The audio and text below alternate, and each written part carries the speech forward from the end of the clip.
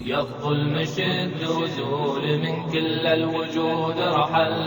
أرحل وهاجر من ديار المسلمين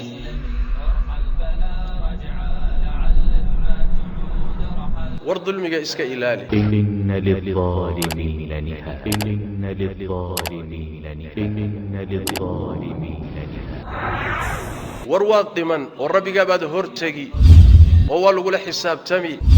oo hawl baa horraysa إن للظالمين نهاية إن للظالمين نهاية إن للظالمين نهاية haddii ay noqoto un maanta waxa ku hor yaalla keliya aad fiiriso cun oo cab oo laad oo haraati oo dhig daadi oo xamo xageed ku socotaa miyaadan rumaysnayn aakharo miyaadan rumaysnayn aad rabbigaa la kulmi doonto miyaadan rumaysnayn adduunkan haddaad fakato inaadan aakharo fakan doonin dulmiga hala iska ilaaliyo إن للظالمين نهاية إن للظالمين نهاية إن للظالمين نهاية kii la galayna ha laga toobad keeno kii aadamahana ha laga xalaaloobo nin walba meeshaad ka soo gaadho gooso nin walba meeshaad ka hesho qaado nin walba saad u hesho u qaado gurta oo cuna oo ka dherka oo guriga ka dhista oo waxa doontaan sameeya laakiin geerina waa dambaysaa maxkamadii rabbina waa soo socotaa saad yeelid aday ku taala يا حي يا قيوم يا حي يا قيوم يا حي يا قيوم اتق دعوة المظلوم اتق دعوة المظلوم انتبه. اتق دعوة لا المظلوم تعرض نفسك لدعاء لأن دعوة المظلوم مستجابة اتق دعوة المظلوم فإنها تحمل على الغمام فيقول الله تعالى وعزتي وجلالي لأنصرنك ولو dulmiga ilaahay uusan dhaafin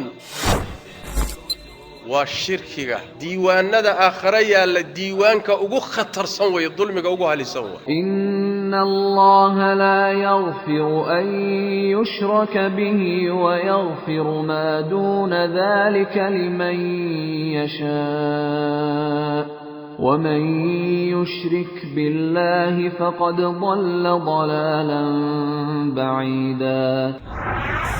dulmiga noociisa labaad oo alla dhaafo waxa weeye waa dulmiga adoonku uu naftiisa dulmiyo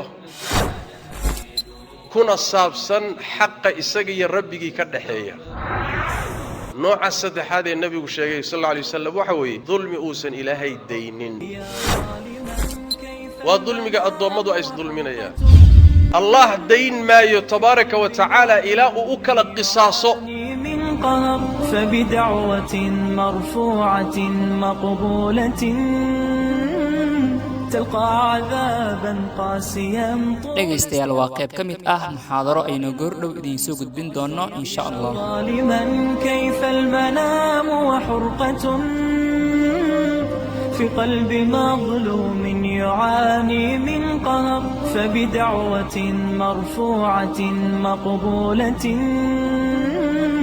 تلقى عذابا قاسيا طول العمر تلقى عذابا قاسيا طول العمر إذاعة القرآن الكريم هدى للعالمين.